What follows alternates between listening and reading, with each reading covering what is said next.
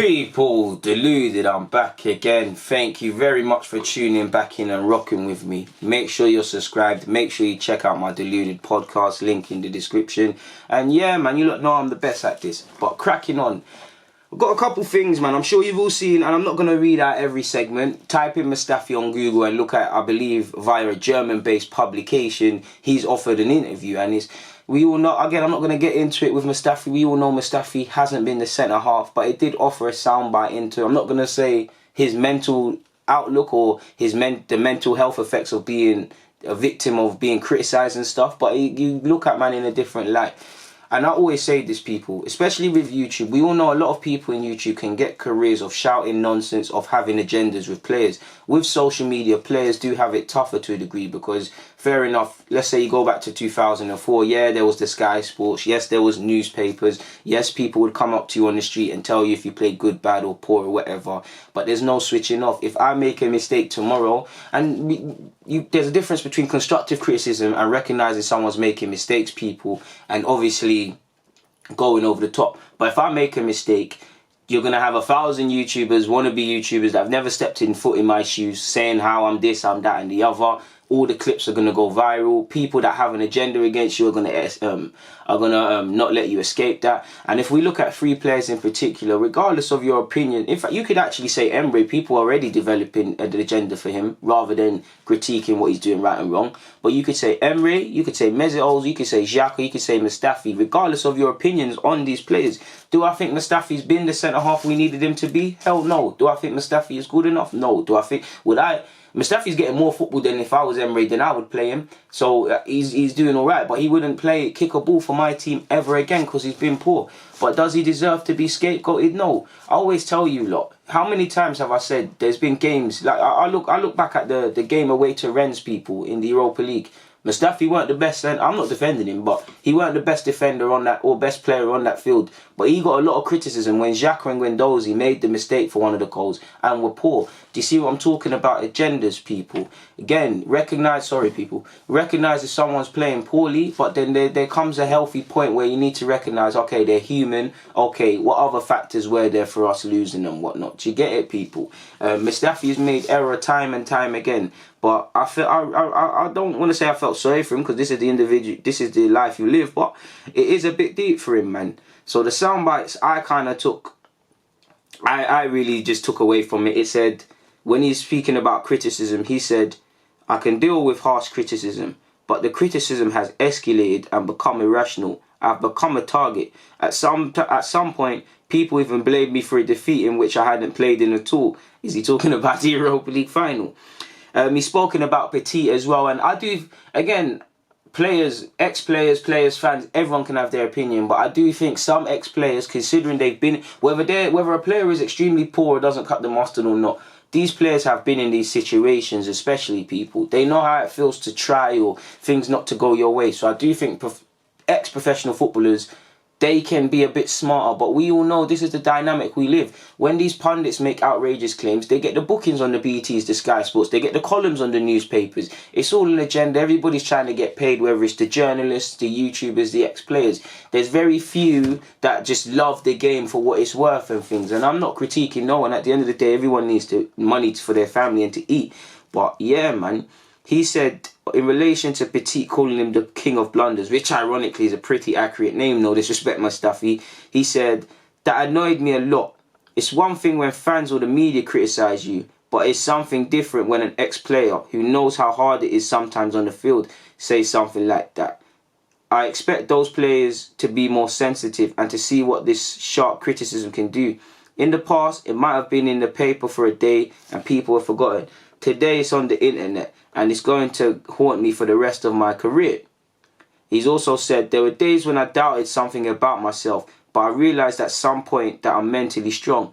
My wife said something that helped me a lot. If you're really as bad as people are making you out, you would have never have been a world champion and an Arsenal player. Now, that there is truth in that, and that for me, that shows you, one, how important it is for people to have people that care about them around them, and what a strong wife can do for you. Because again, Mustafi's human, regardless of if he's legitimately made these mistakes or not. He's human. You can, especially as professional athletes, you can take yourself into a sunken place in which Mustafi probably has taken himself into. And sometimes you can't pull yourself out of it. So his wife's probably helped him from that. Obviously, we know he's a world champion because Marco Reus got injured, and he's an Arsenal player because of stat DNA. But at the end of the day, there's truth in what his wife said. He wouldn't have been called up or been at least on standby and been in that position at the World Cup if he wasn't impressing to some degree domestically for Jurgen Low to go, Low, listen, if something happens, I can include you. He's an Arsenal player because obviously he came from Germany to Everton, didn't work out at Everton, rebuilt himself in Italy, made a name for himself in Valencia, and he has had some alright games for Arsenal, and there was a point Mustafi was okay. It just quickly spiraled out of control. So there are some obvious truths to that, man. I don't like to see people criticised and whatnot. I mean, beyond more than what's needed. So I feel it for Mustafi. He also, I haven't got it here, but he also spoke about Emre telling him he can leave, still being open to potentially leaving, and I think he mentioned Bundesliga. So hopefully, and he's also mentioned the fact that he's kept 2 clean sheets. Hopefully your future is resolved in the quickest way. Hopefully January you can be moved on and whatnot and continue your career elsewhere and flourish, my guy. Also, off topic, but as we move away from Mustafi, congratulations to Xhaka and his wife, who I believe she's given birth and they've welcomed into the world a young daughter. So Xhaka's Arsenal captain, and now a kid is something different. He's really going to see that there was obviously things more important than football, but very few things.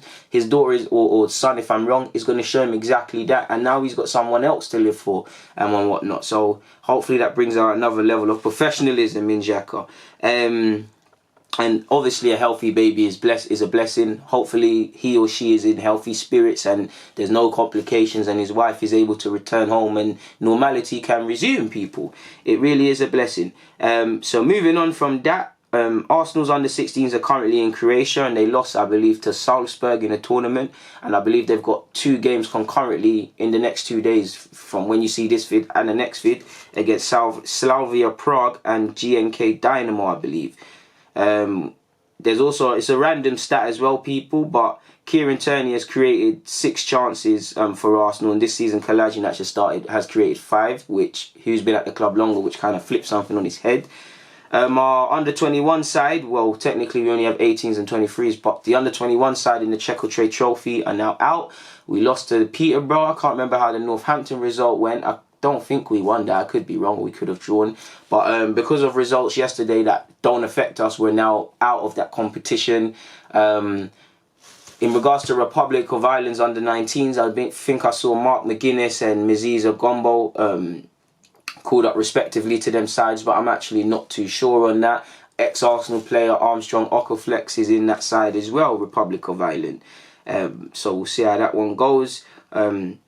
We've been linked with Celtic's Dembele, you know, the sick youngster. I think he's a baller, but I do think he should stay at Celtic. I would love him at Arsenal. I'll take him at Arsenal, but remove him at Arsenal cap. I believe he should stay at Celtic or look to move to a team where there's a clear pathway, because I do think a lot of youngsters are overrated. He's not. He's a baller. We've also been linked with Wolves' Bowley, which I don't know how much to read into that. I don't mind Bowley. He's a decent defender, but I'd personally like Arsenal to go for some other targets personally.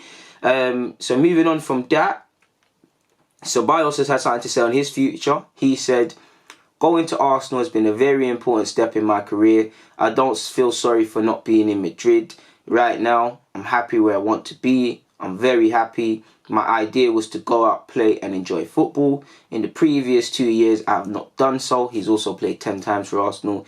He also said, in relation to his future at Madrid, if Zidane's still there, I can't tell you what will happen. I have 8 months left with Arsenal. I can only give Arsenal thanks for trusting me. Also to the fans who have even made me a song. I hope it lasts a long time. And I hope you stay a long time, Ceballos. Stay at this club. Obviously, a bit of that is probably... If Zidane leaves, his lips will probably be wet at the prospect of returning to Madrid. But hopefully he stays here, man. I like Ceballos. I do think there's a lot more to come from Ceballos. I wouldn't say he's got to show his best. But I do think he's shown he can add something, and I think he's a good player, man. And I like Ceballos at this club, especially because of his bravery in the ball. Now, when we talk about scapegoating people, yeah, I think when you look at Mesut Ozil, yeah, I bet you, let me take a pause. I've said that name. Some of you are smiling and bringing up all his stats. Some of you are foaming at the mouth, and some of you have probably hit the unfollow button. surely if you're judging Mesut Ozil, you're judging him again. If Emre doesn't deem Ozil part of his squad, then he's allowed to do that. People, I'm not critiquing Emre for that. I'm not in it. So let's just hold that thought in your head and listen to the rest of what I'm saying. Yeah, that's cool.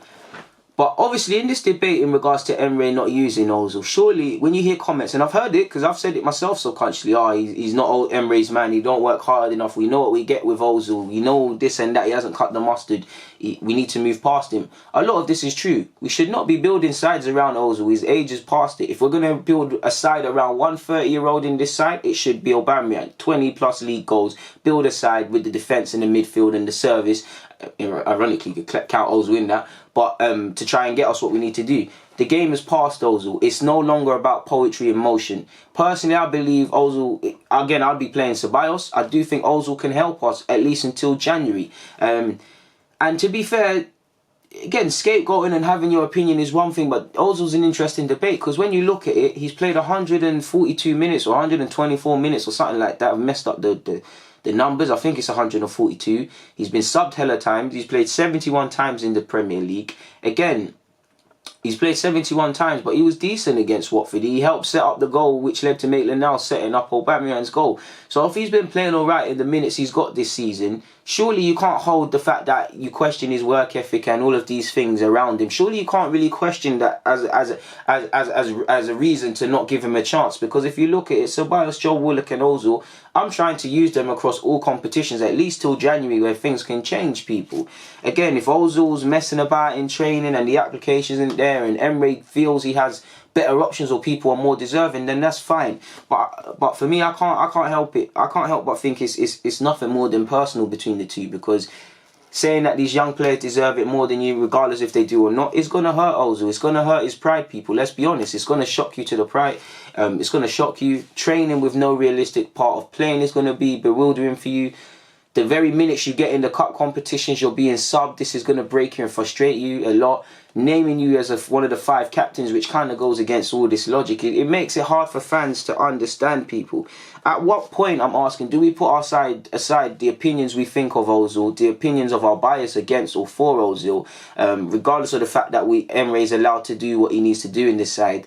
At what point do we look at and say there's not really a leg to stand on for not potentially giving him an opportunity? I'm not saying Ozil is more deserving than anyone else, but we have issues in terms of creativity. We have a squad of 26 players. We're going to get more injuries. We've had some injuries. Lacazette, Nelson's injured now, sadly, until November. Lacazette's had his injury. It's all different positions, but you get the point. Holding, Bellerin, Tierney, everybody's, Maitland-Niles even, everyone's had injuries and stuff. So for me, I'm looking at it.